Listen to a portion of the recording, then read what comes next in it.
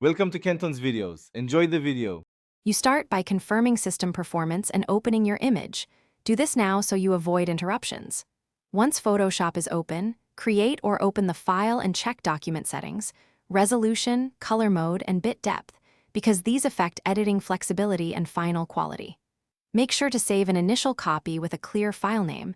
This preserves the original. Next, set up essential panels, layers, properties, and history so you can work non-destructively and recover steps if needed.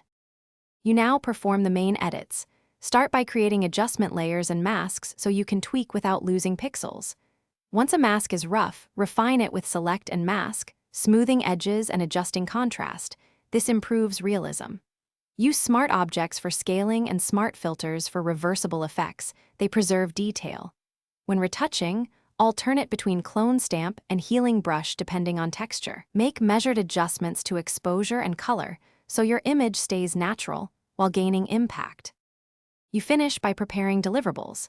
Save a layered PSD for future edits and export final files using Export as with correct format and quality settings. Once done, proof colors and view at 100% to confirm sharpness and noise. Make sure to resize with preserved details for best results. If something goes wrong, Photoshop crashes, tools misbehave, reset preferences, or disable GPU acceleration, these steps often restore stability. Finally, back up your PSD and document version changes so you can revert if needed. Thanks for watching. Consider subscribing if we helped you.